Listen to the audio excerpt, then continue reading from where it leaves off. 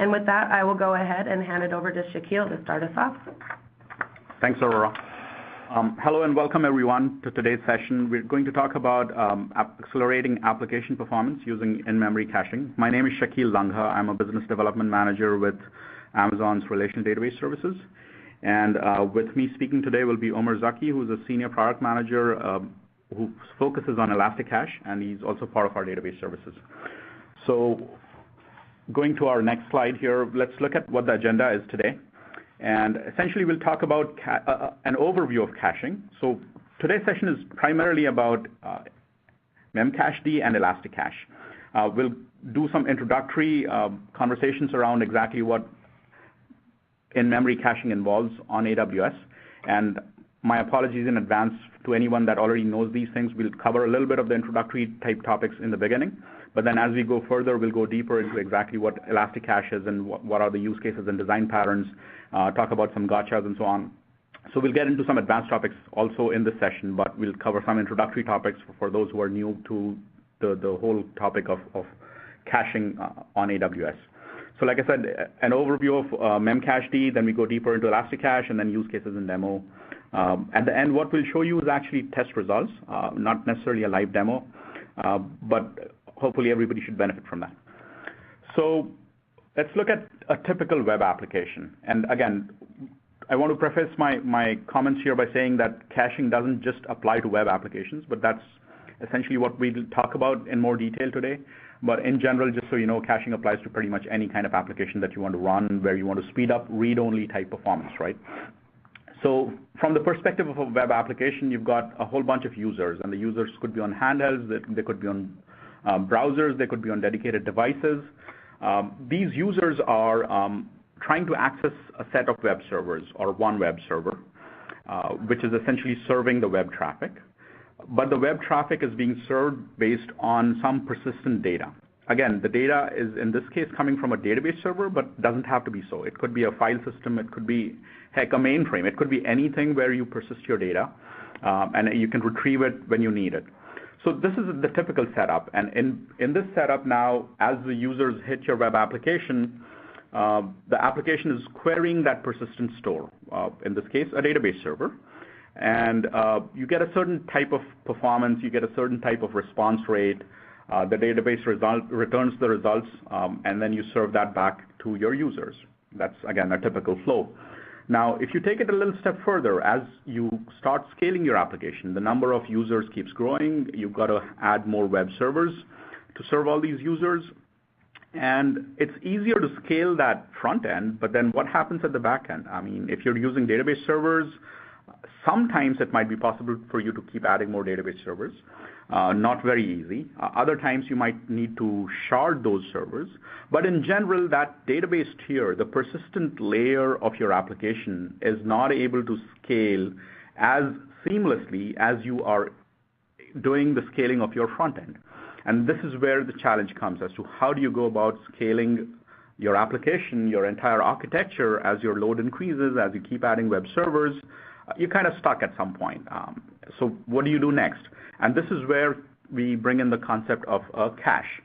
And what we're saying is, if the type of traffic that you're diverting to your persistent layer, if it's a lot of read-only traffic, why hit the persistent layer at all? Just put in a caching layer in between where you store this data and it is accessible to you in a much faster way with lower latency, lower response times.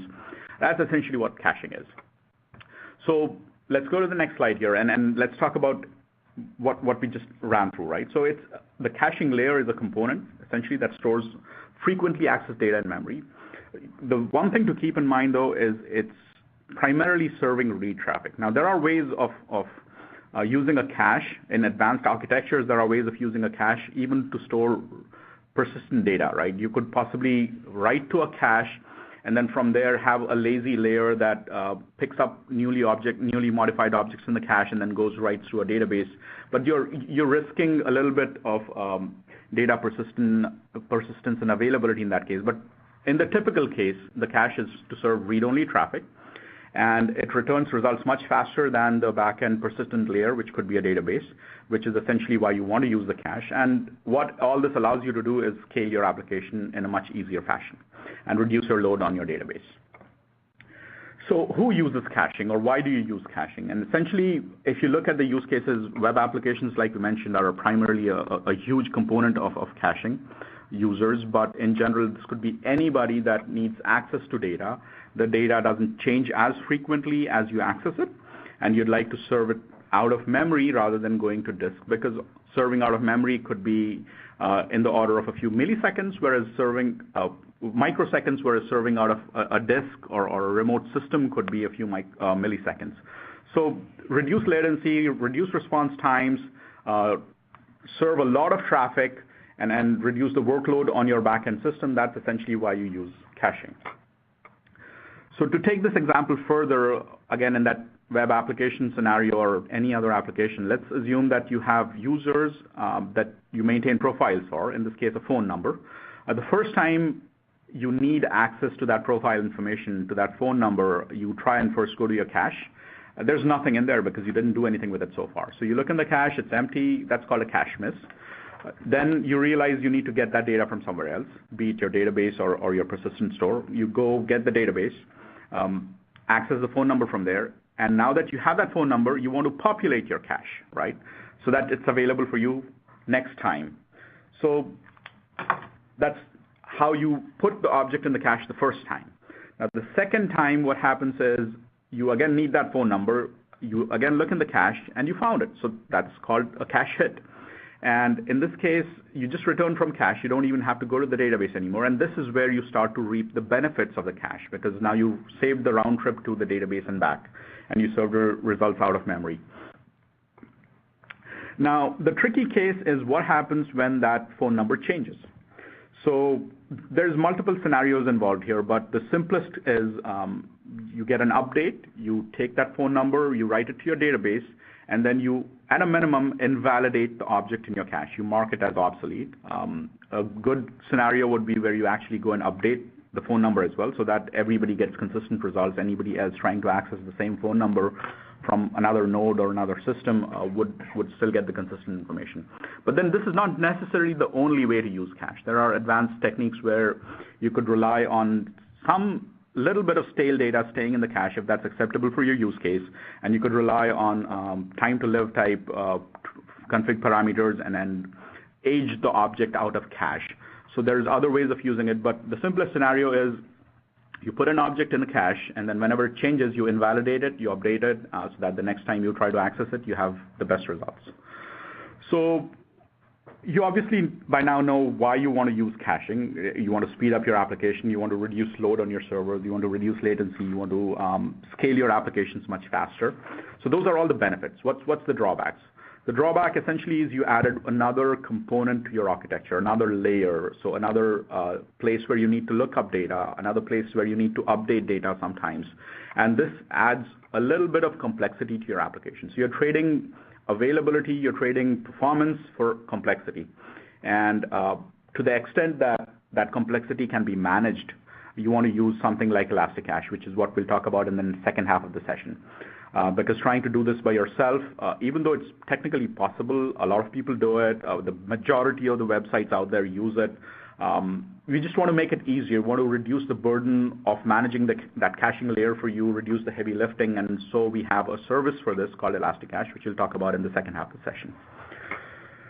All right, so going back to our agenda, we've introduced what's called Memcached. Let's talk about a little bit more about what Memcached actually is. And this is a free open source high performance in-memory key value store. It was actually developed by Brad Fitzpatrick in 2003, so we are celebrating the 10th year anniversary of Memcached. And pretty much every major website out in the world uses Memcached in one way or another. And not, like I said, not just websites. It's used by any major application that wants to do that wants to handle a lot of traffic, has backend stores that do not keep up with the speed of access that the users require, and you want to speed up the middle tier. You want to use something like Memcached, and people use it a lot on EC2. People use it a lot on AWS.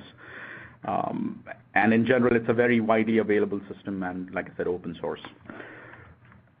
So diving deeper a little bit into the architecture, a few things to realize: there are both server-side and client-side components to Memcached. There is a client-side API, and when you want to access the cache, the API knows about where to go to get the object that you're trying to access. So you could have multiple nodes, multiple servers, which are caching your data, but then the servers don't talk to each other. It's the client side that knows about all the servers, and depending on the key that you're trying to use to access an object, there's multiple ways of doing this, but the most typical is to do consistent hashing, where you take the key and figure out which node to talk to, and you go access that node to either look up or to populate data in the cache.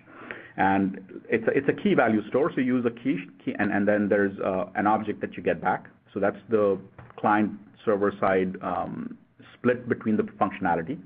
The other things to know about here are that aging the objects out of cache, you can use things like release recently used, but essentially the object in the cache is not persistent. It's the application's responsibility to populate the cache and make sure that whenever things go in the cache, if they are new, if they don't exist anywhere else, that they're persisted somewhere, because Memcached is not going to persist it for you. So it's typically a persistent layer used in combination with Memcached as a caching layer, which is serving an application front end, a client API, which is now using a key to get access to data and then gets back a value. So that's the usual architecture around Memcached. The other things to keep in mind: data could be anything. It could be arbitrary data, it could be HTML snippets, it could be session state, it could be computer results in the case of like recommendation engines and so on, where you do a lot of complicated calculations in the back end. You want to store intermediate calculation results in the cache so that you don't have to go through that calculation all over again. So it could be final result sets, it could be intermediate result sets, it could be raw data, whichever speeds up your application. It's up to you to decide what the value part of that key value pair is. Size-wise, restraints are the keys can be only 250 bytes. Values could be a megabyte max. If you have needs for caching data beyond a megabyte, you'd have to figure out how to split it into multiple key values and then chain them together. So again, more work for the application. It's possible people use it that way as well. So that kind of concludes my introduction of Memcached. I'll turn it over to Omer now to talk about ElastiCache, design cases, patterns, and some gotchas and anti-patterns and so on. So go on, Omer. Yeah, thanks, Shakil. So now let's go into what Amazon ElastiCache is. So ElastiCache is a fully managed web service that allows you to create Memcached compatible clusters in the cloud. Like all AWS services, ElastiCache is designed to scale as you grow and enable you to pay just for what you use. The diagram you're seeing here describes how a typical application using ElastiCache is deployed. So you have the application users right on top interacting with the web servers, which are running EC2 and set up inside an EC2 security group. The application stack is where you have your Memcached client library. And also keeps track of the Memcached node configurations. So this is like the endpoint information. You then have your cache cluster that has its own security group. So among the benefits of ElastiCache over Memcached is that by default it is secure, and you have to explicitly allow your application tier to access the caching tier. So Memcached normally runs wide open, so you have to deal with this security by yourself. The other feature of ElastiCache that is that we give you metrics as part of CloudWatch so that you can keep tabs on your cache clusters, hit rate, eviction rate, which will give you a sense for what's going on. And if some nodes are getting used more than the others, you can sort of know about it. Now moving on to the primary benefits of ElastiCache, and these are related to manageability. So it makes it very easy to deploy. It is simple to create an ElastiCache cluster using the AWS console or the SDK APIs, and if I have time, I'll go into that. I'd like to show you. Migration is straightforward. We have designed it to be completely compatible with Memcached. So if you're already using Memcached in your application, all you need to do is to update your configuration with the endpoints of your ElastiCache nodes, and your application will work as is. So it's easy to administer as we have observers that monitor your cache nodes, and if there is ever a problem, we will replace them for you. A benefit of having your caching system live in ElastiCache is that all your applications and web servers can talk to the same cache. So you get the benefit of a distributed cache system without having to actually maintain it in each of your servers. ElastiCache is also easy to scale, trivial to add a new cache node. So one of the challenges we've had with Memcached in the past is that you have to reconfigure your Memcached client in your application each time you add or remove a cache node from your cluster. So the auto discovery client that we have released makes this problem go away, especially for customers that like to move up and down on their cluster sizes. Now, on the security side, it is easy to secure and control access to your Memcached layer and decide what aspects of your application architecture will be able to talk to it. So at node creation time, you may also choose for the cluster to be part of a VPC, giving very robust security. So moving on to some common use cases and design patterns. So as AWS customers achieve adoption of the products and services, maintaining and improving customer experience almost always requires a caching tier that can provide close to in-memory performance, really low latency, high throughput. So besides improving the customer experience and differentiating the service, caching also provides cost reduction value, as the caching tier can take away the load of read-heavy workloads on the storage backend, thereby mitigating the need to really scale your backend database, as Shakil was mentioning before. This way, caching provides a cost-effective way to get more out of your existing infrastructure. So even when costs are set aside, the caching tier is able to provide lower latency and almost linear horizontal scalability than backend databases, which must deal with tasks such as transactions, query processing, persistence, which are typically not expected from a cache. So we have ElastiCache customers in a range of categories, as you can see here. Social networks, as you can imagine, have a large number of users reading and writing and interacting with content. For them, low latency is critical. On the gaming side, we see ElastiCache here being used for providing fast responses and for maintaining transient data, such as what actions people have taken, what the scores are, and things like that. Media sites, again, these tend to be very read-centric and provide low response times for their customers. On the Q&A portals, for instance, you will see that the dominant behavior is that you have more readers than writers. So again, caching really helps here. E-commerce use cases similar to gaming in that an end user will interact with the site while they do their purchase, and all that can be stored in a cache. Related to this is advertising, where low latency is very important. Moving on to recommendation engines, again, several interesting use cases here. So we typically see customers storing expensive computations and intermediate results in memory in the ElastiCache, and because you don't want to have to recompute these results every time, so they store this in the cache and look them up as they go, again providing better response times.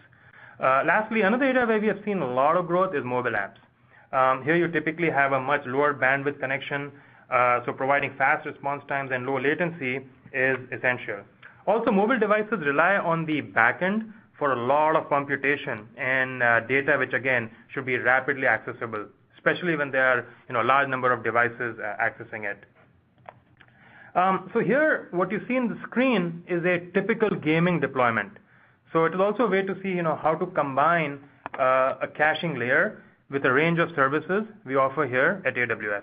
So walking through the system, on the bottom left, you have users coming in through a load balancer, which is then connected to an application front end with an auto-scaling group, and which can potentially scale based on the changes in traffic. So the web tier is then connected to an Amazon ElastiCache stack to have a low latency response time to scores. In this example, what a player is currently doing, user session state, etc.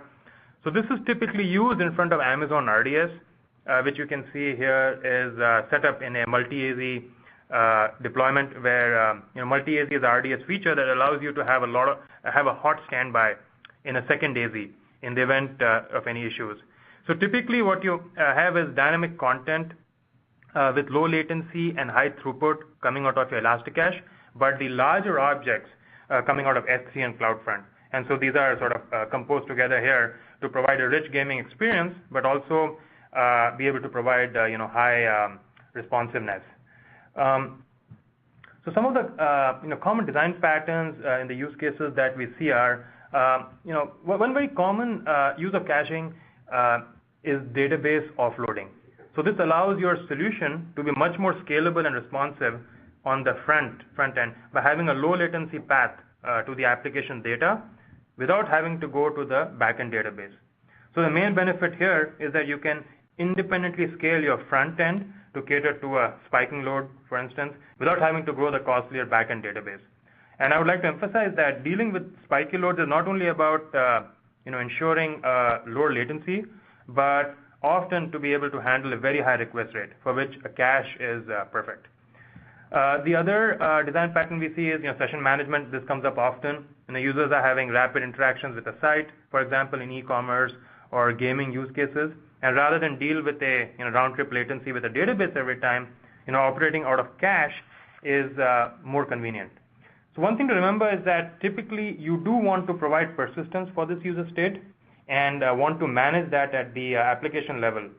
But you can do that asynchronously. Here you use the cache to get response time and high request rate, and then use a database for persistence. A related design pattern is to track key statistics of your entire user base in the cache. For example, the example of this would be you may keep trends, top feeds, leaderboards for games. So in the final part, what we want to talk about, we see a lot of usage in maintaining things that are expensive to compute. So we see this a lot in social type of use cases, such as lists for popular restaurants, and these are expensive at scale to do. So people keep these around and update them periodically and serve them from the cache. So for instance, you could have a bunch of picture IDs which have been tagged. You want to do that tagging a priori based on whatever computation you have. And so an example would be you could store all those tags associated with the pictures in your cache. So moving on to some anti-patterns that we have seen, talking to a lot of our customers and helping them troubleshoot.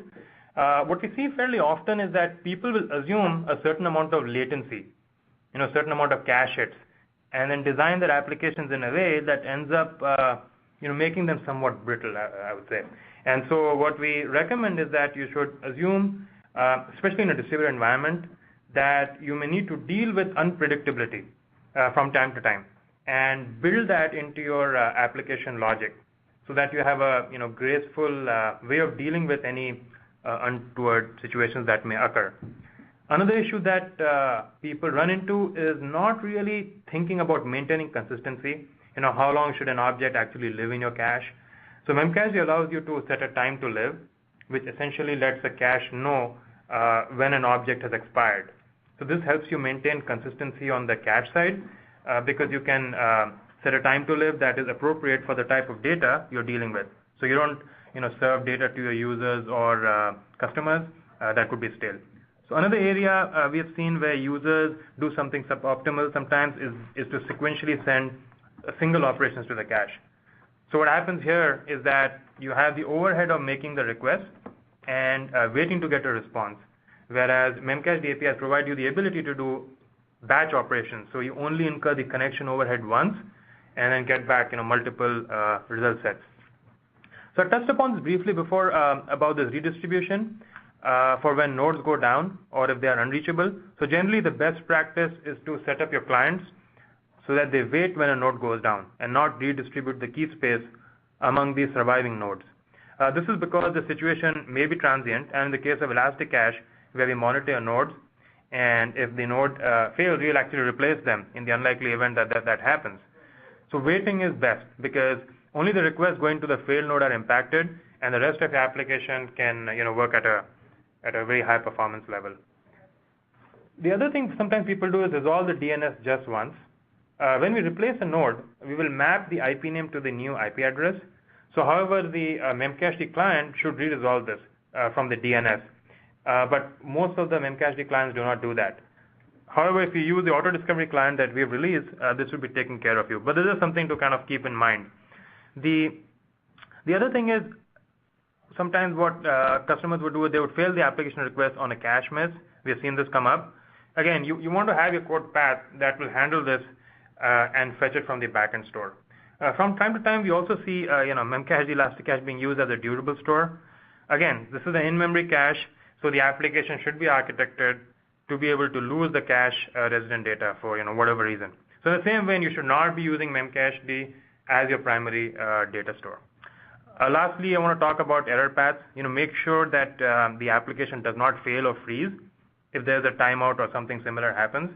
Really, it's about planning for things that you may not have expected to occur, and allowing your applications to go on so that at least while some portion of your users may have suboptimal experience, but where the vast majority would function just fine. So talking about some best practices, one thing is share your objects. With ElastiCache or Memcached, you have a caching layer that sits below your web layer, and all of your web servers can talk to the same ElastiCache cluster. So by sharing this cache cluster and providing your entire web tier access to it, you can actually benefit from usage patterns across all your tiers. The other thing I would say, use TTLs. Think about the implications of long and short TTLs. Ultimately, your TTL setting will depend on your application and what level of consistency you need between your cache and the authoritative data source. The other aspect that can impact this is your logic to deal with modified data. So TTLs give you an easy way to deal with that. The other way would be to track when the data changes and update your cache as well. But that's a little complicated, so most people prefer to use TTLs. Think about the memory you need for connections. The Memcached requires memory for each connection. That's the connection overhead. Now, this memory needs to be allocated outside of the objects in the cache, and you can control this using the set Memcached connections overhead parameter. The other thing is, take advantage of the CloudWatch alarms. Don't be surprised when things happen. We provide a lot of metrics to look into how your cache is performing. So consistent hashing, we have mentioned. The benefit here is that if there is a problem with your node, consistent hashing will minimize the impact on your cluster. So in a simple modular hashing scheme, let's say you had 6 nodes and then one node went down, the modular denominator changes, so your cache will actually reshuffle all the data in the cluster. And that will create a massive problem on the application side because every single user of the application will have a negative user experience while data is being redistributed. Whereas if you're using consistent hashing, only the nodes adjacent to that will be impacted, and majority of your users will not really face any trouble. The other thing we recommend is to use auto discovery.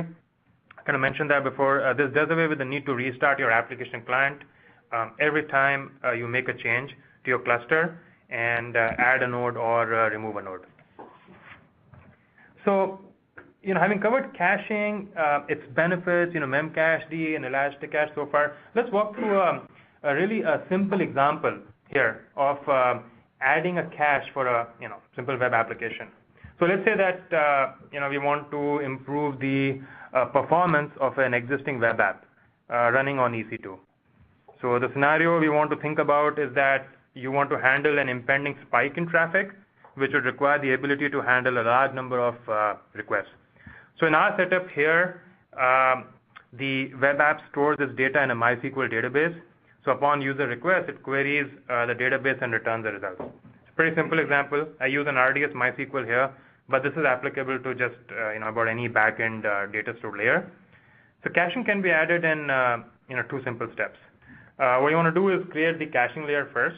Here we can, what we show you is creating an ElastiCache cluster with 2 nodes. And then, you modify your existing web app to use Amazon ElastiCache. And then once you do this, you'll see the performance improvement. One note here is the actual performance improvement you will realize will really depend on a lot of factors. So the most important of those we talked about earlier, which are, read-write mix, the, combined working set of your applications, etc. So what I'll do now is, go into our AWS console and just create a simple 2-node ElastiCache cluster. So I'm just going to do the screen sharing here, so just bear with me. All right.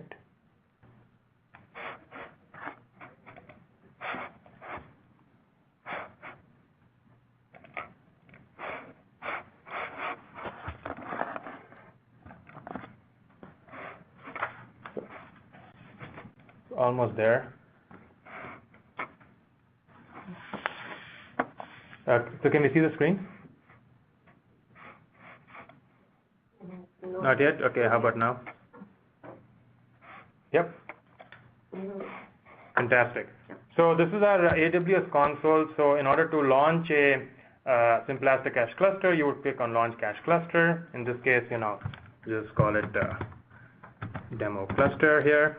So I'm going to create I'm going to choose a node type of M1 small. I'm going to go ahead and put 2 nodes here. Leave everything else as is. So we have the default cache port. For this example, we'll do it not in the VPC, and then we'll just disable any notifications, and then continue. So here what we do is use a cache security group. So this basically allows you to decide which EC2 machines get access to your cache node. So we'll use the default one here. Then you also specify the cache parameter group. This is really a container for the Memcache, the engine configuration values, and this can be applied to all the nodes that you create, and then finally you just kick off the creation.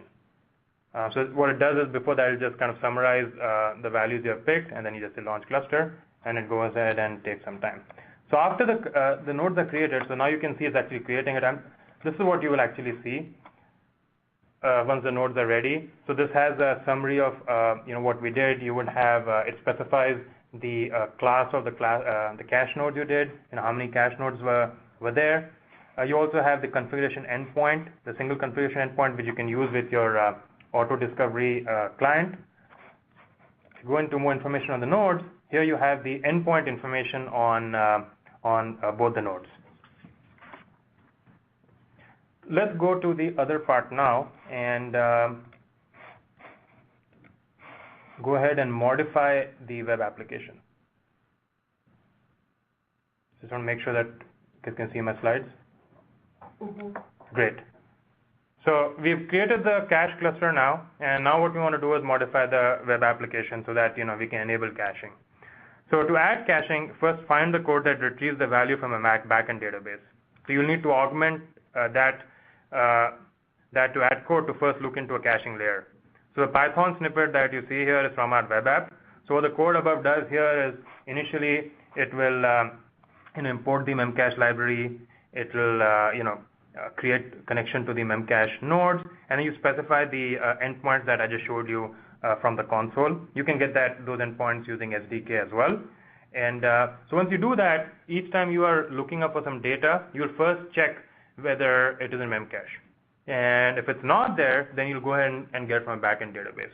And then you'll set the value in Memcache. So that the next time you need the same value, you're just going to go ahead and have a cache hit. So what you see here is what our web app would look once caching is enabled. So we added 2 nodes for this demo setup, where there were 2 M1 smalls. And going from left to right, you start with the end user browser generating requests.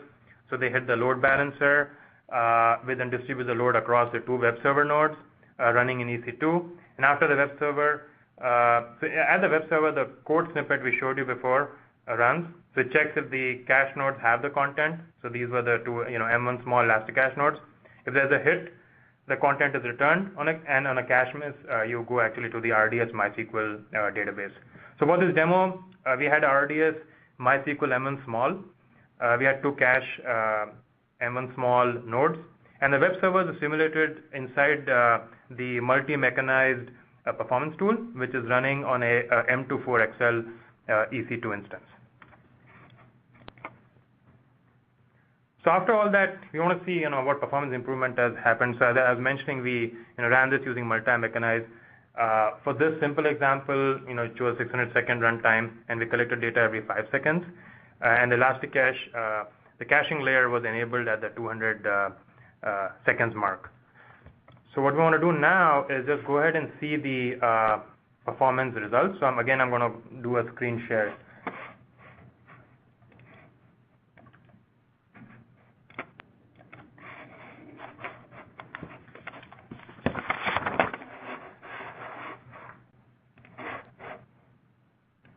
Not sure if you can see my screen here.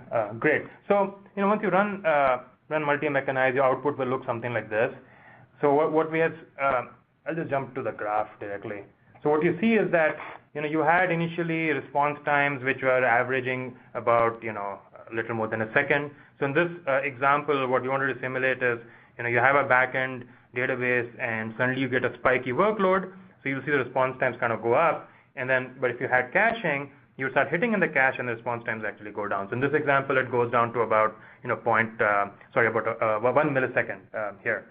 Now, with respect to the transactions per second, initially, once the load started hitting the backend database, a spiky workload, you were doing around 80 TPS, and then after you enabled caching, it went up to about roughly 1400 TPS. So the multi-mechanize, just shows you the results over here. So that concludes the example and the results. So now I'm going to hand it back to Shakil. Thanks, Omar. So what we've seen so far is an introduction of Memcache, some introduction to ElastiCache, some advanced topics, and then the actual results comparing the kind of performance you get with or without the caching layer. The remaining session, we can handle questions and answers. So a few clarifications up front.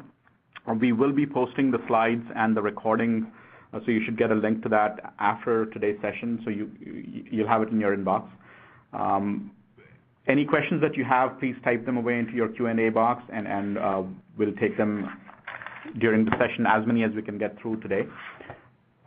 So starting from the ones that we got earlier, Omar, the questions are, is there a way to auto-scale your ElastiCache? Or in general, how do you scale your application as you're doing auto-scaling on your web servers? How do you go about scaling your caching layer as well? Sure. So typically what we have seen customers do for scaling the caching layer, they determine, by roughly, typically people use, percentages, like what the workload is going to increase. So they sort of predict what the workload is going to be, and then they appropriately, add a cache node. And one of the benefits of, ElastiCache or Memcached in general is it's a scale-out solution. So as you need that, you can, add these nodes, scale them out, and then turn them down. So for instance, let's say that you're expecting a, major event to occur. You can estimate what the traffic is roughly going to be. So you definitely want to have some, comfort room above and beyond what you can expect, especially if it's really mission critical. You go ahead and scale out your cache nodes by adding more. And then, once the situation has passed, you could, bring it down. So that's, something like an ElastiCache is ideal for that. All right. Another question is about why do you want to use multiple nodes? What's the benefit? Is it reduced performance? Improved performance? Is it redundancy? Is it scalability? What does getting multiple nodes buy you? Sure. I think it's a little of all of those, but the primary benefit is for scalability. And what were the other sort of things mentioned over here? Yeah, redundancy. Redundancy. Primarily scalability, and I sort of say redundancy as well because you sort of have multiple nodes, so your key space is distributed across them. So it's not in true sense redundancy, but in a sense it's increased availability because if one node goes down, it only impacts a small part of your key space. But the primary reason to do that is for scalability. All right. So another question: do you have any advice on connection timeouts? In this case, they have surges of timeouts every few days, even after modifying their application to attempt during such events. So what's the best advice to handle connection timeouts? Yes, so connection timeout is a very important thing to deal with. Having worked with a lot of customers in the past couple of years, this is a recurring problem that we see. So connection timeouts do often happen for various reasons because of the contention in the network or contention among other compute resources that are running in the cloud. So having a clear fallback mechanism when you get timeout is very important. So what are the things that can be done are, number one, you can always fall back to your durable store. The durable store could be your database or your NoSQL store. So you can fall back your durable store to get the data so that that request is successfully completed for your customers. What happens is people often fail the request, hence your customer in turn get a bad experience. They get a 404 or some server-side errors, which is bad for your customers. So instead, if you fall back to your durable store, get the necessary data, and complete the customer request successfully, that would be a better experience. So having a clear fallback path is very important. The second thing is you can also have a retry mechanism based on how sensitive you are to the latency. So you can have the retry configured appropriately. It could be 2 or it could be 10, depending on the application. All right, thank you very much. So there's a few questions around pricing and billing. So the first advice I'll give you on this one is you can check pricing very easily just from our website. When you go to the ElastiCache page, it describes all the capabilities as well as all the instance types and pricing and so on. So pricing is pay-as-you-go. That's the basic, most easy way to consume ElastiCache. Essentially, you pay by the hour for every node of ElastiCache that you deploy. In case you're using Memcache, obviously you're just running it on an EC2 node and then you're paying for the EC2 prices. But with ElastiCache, it's pay-as-you-go on-demand pricing based on the number of hours that you use in ElastiCache node. So another question here is about, is there a way to check via a hash key whether a record is stored in cache, which is faster than calling get value for key? The short answer is no. Any operation that you do essentially has to rely on the fact that the key is either there or not there, and so the speed of the operation doesn't really change. Now, if the question is coming from a perspective of the value being a huge value and you're incurring a lot of overhead trying to get that value back, and all you needed to check was whether it exists in cache or not, you could use some alternatives, right? You could try and add the key again, and if you succeed, basically it didn't exist. And then you'd have to call delete. So if the add and the delete is faster for you than just calling get, you could do that. You could call an append with like a very small string or a null string or something, if that works for you, because that again will depend on whether the key exists or not. So there aren't very easy ways of optimizing that part, but depending on your application, some of these add, delete, or append type things might work. All right. A question here around, can ElastiCache be used from remotely? Can it be accessed without VPC? And the answer is yes. It depends on how you deploy ElastiCache nodes. You can deploy them within or outside of a VPC, and depending on how you deploy them, the security policies of that zone or region will apply. So it totally depends on how exactly you're deploying them. Another question, what libraries are available for Memcache? So I'm guessing the question is around Memcache and ElastiCache in general. What libraries, what client APIs are available? C, C#, JavaScript, etc. Yes, so ElastiCache is 100% Memcached protocol compatible. Hence, you can download any Memcached client from the internet and use it. So if you search for Memcached clients, there are multiple sites which list the various clients for each programming language. So you could download any of them and start using it because of the 100% Memcached protocol compatibility. All right, thanks. So another question here, I'll give this for Omar, is talk a little bit about auto discovery. What is it? How does it work? Sure. So with auto discovery, we really decided to go and address some of the problems that customers are facing, primarily having to restart their applications, which would use a Memcached client. So the scenario was they would go ahead and add a node, and then what would occur is that they would have to restart the application because the part of the Memcached client code that takes in which nodes are part of ElastiCache, or rather, Memcached cluster was right on top. So once you started the client, there was no way to really go ahead and refresh that list. So if you're using a auto discovery capable client, and by the way, we also kind of open source the protocol that we use, you would not have this problem. So essentially, what happens is each of our Memcached server nodes periodically return the list of all the Memcached nodes that are part of the cluster. So if the client is capable of reading that information, when it sees that change, it is able to reconfigure itself. And we have described exactly how that happens. So either you can use our auto discovery client for this purpose, or you can go ahead and add this protocol extension to your favorite client of choice. Thanks, Umar. So some more questions here around what's the difference between Memcache and ElastiCache? Why would you use ElastiCache over Memcache? What's the difference between running Memcache on the same node as where your application runs versus running it in a separate cluster somewhere? So if you want to.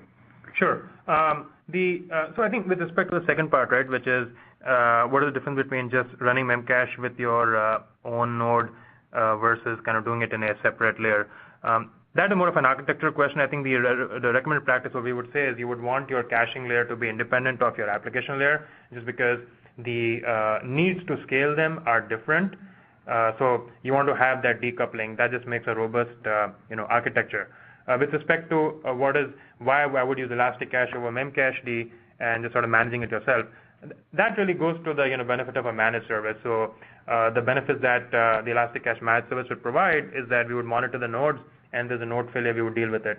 And this is just one activity that is taken off the plate of our customer, because we will handle that. We will upgrade the appropriate engine for Memcached.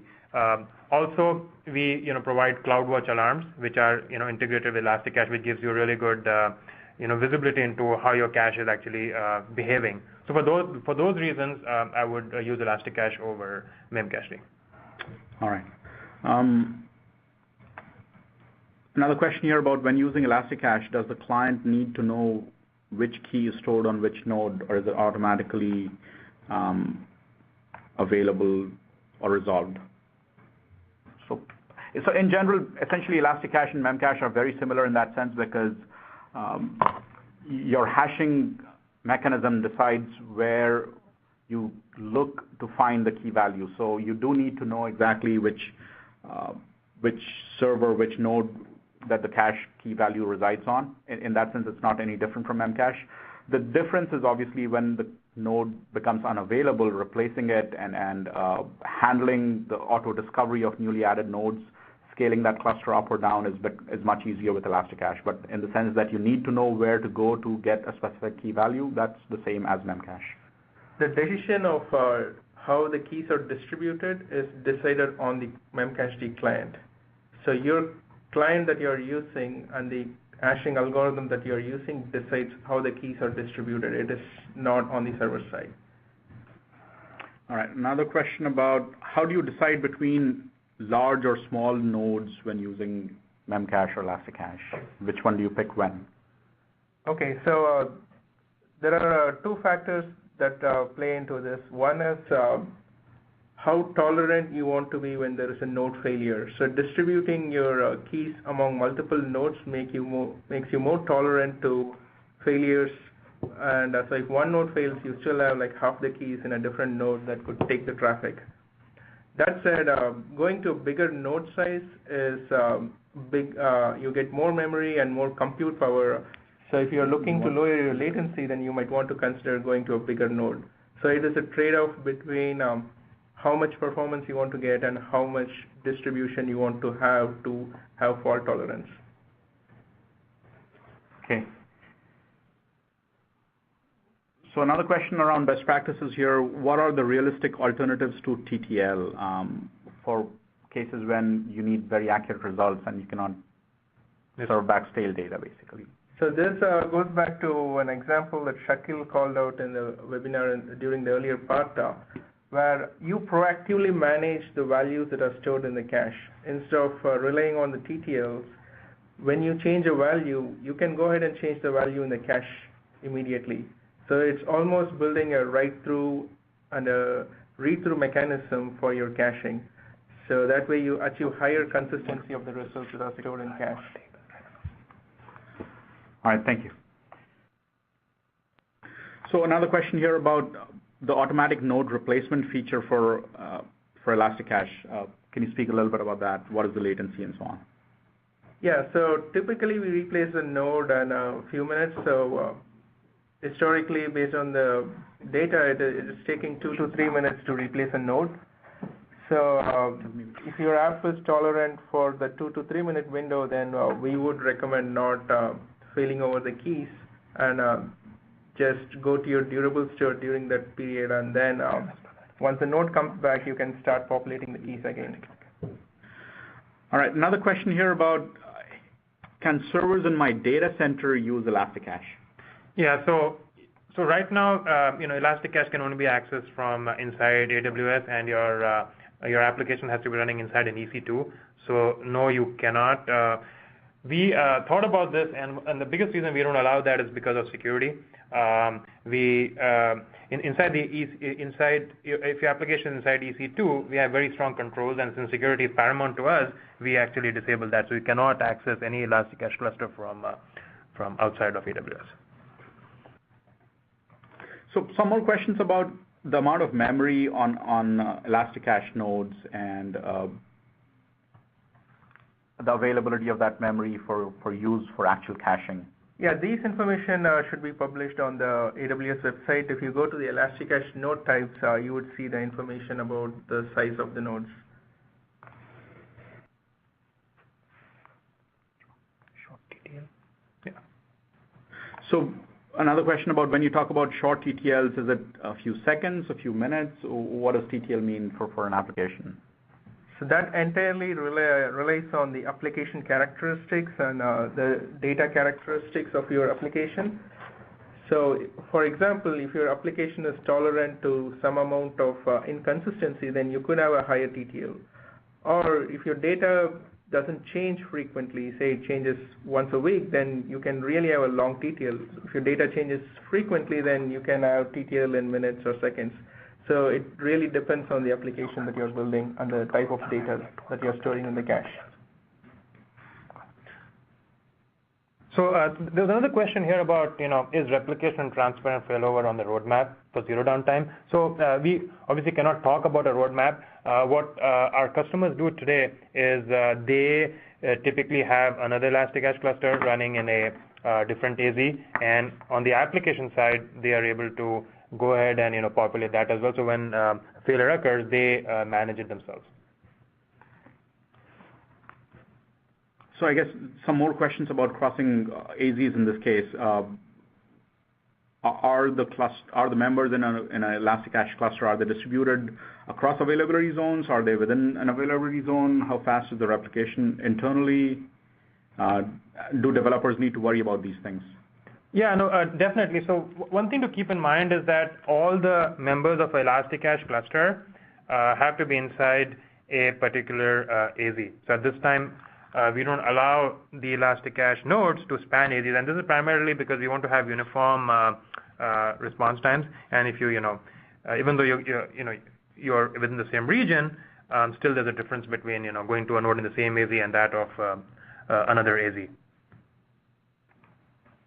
Okay, so there is a question about on replacement. In case of automatic node replacement, will it reuse the previous IP? Not necessarily. The new node can come back with a different IP address, but what we make sure is we update the DNS endpoint of your slice to the new IP address. So it is important that you re-resolve the DNS to talk to the new node, but the DNS endpoint itself doesn't change. The IP address changes behind the scene. Okay, another question, somewhat interesting here. It says, will caching help save money by minimizing server load? So let's start from the perspective that caching is actually being done to improve performance, right? So that's the biggest benefit you're getting. And what does it mean in terms of application performance to your users? Does it give you the ability to serve more users? Does that actually help you make more money? Because that's essentially what caching was about, right? So that's the starting point. It does reduce server load, but as you reduce server load, you're adding more nodes in between, so you're adding costs for the caching layer. So whether you save money by reducing server load because you added caching is dependent on the kind of cost you have for the server load and how much speed up you gain by adding caching nodes. So that's something you'd have to calculate ultimately for yourself, for your architecture, and based on the cost structure that you have. But keep in mind that the way you're scaling your application, the way you're handling more load for your application with a fewer number of nodes is essentially what will allow you to serve more load through less servers and save you money that way. Okay, so there is a question about auto discovery. Can you link the auto discovery open source code? We have hosted the auto discovery code on the GitHub, so we'll be pasting the link shortly. And do you know if there is a Ruby client that has auto discovery functionality? We haven't released a Ruby client yet, but that is in our roadmap. All right, so I think we're running out of time here. Thank you very much for all the interest today. We had a lot of questions. There's a lot of questions that we have not been able to come up to answer. But like I said, we'll be posting a recording and we'll be posting the slides, and you should get a link to that. We also talked about the fact that we'll make a link available to the open source for the auto discovery. And if you have more questions, please get in touch with either your local AWS representative or shoot us an email from the AWS site. You should be able to get to the Contact Us page, and from there you can get more information or ask questions. Again, thank you very much for attending today, and we value your feedback. Please let us know how you use the service and what kind of results you're getting. Thank you very much.